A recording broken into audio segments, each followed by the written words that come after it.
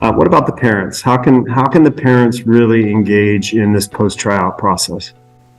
Yeah, and that's a great point. And I have gone through trials with my kids when they have gone to that next level team, and I've been at times when they didn't. And so I really can relate to both those things. I think that what's so important is remember that this is about your son or daughter. It's not about you. And that sounds really simple, but as parents, we get very invested in our kids' sports, right? And so we want good opportunities for them too. And sometimes we can be disappointed, and sometimes our brain can put thoughts in our head and draw conclusions like, oh, now they're never going to have an opportunity, right, to go and play at a higher level. And that's simply not true. This is sort of where they are now. And I think what Gregory said is so important, is that goodness of fit matters. There's many, many kids who sometimes will go to the next level team and it isn't necessarily the best fit for them.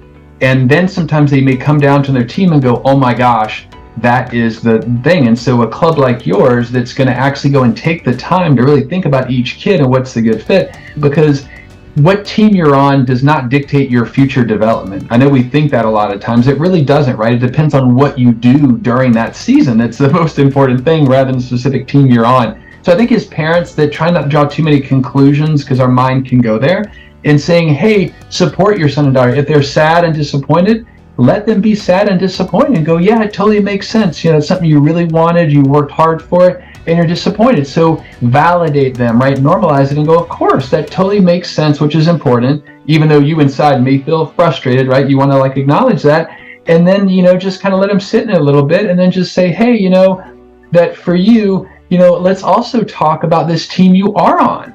Let's look at some of the really cool opportunities for this team you're on. Do you know anybody on this team? Who's going to be the coach, right? And kind of go, yeah, and say, and look for the opportunities in that season and say, I know that there's some disappointment that you have, and your mind might be thinking some about well, all the things you're not going to be able to maybe do by being on the next team. Your brain can go there, but saying, hey, what are the opportunities for you here?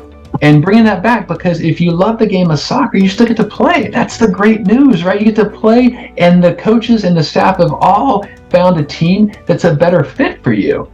And it may not feel that way initially because our brains are kind of outcome focused and we think a certain level means good things. It doesn't always. It's really is it better to make this team or not? And the answer is it depends. So knowing that as a parent, conveying that to them, being supportive, but encouraging them that there are some good things in this upcoming season. You're still playing the game you love, right? And that's important. Their brains may not be able to process that yet, but you can help them get there. And then that's something you to go through yourself as parents, hey, there's some good things here, and we still get to be with the club we love, and we're still going to grow. And it may be that this is such a good opportunity that elevates them even more than if they went to a different team.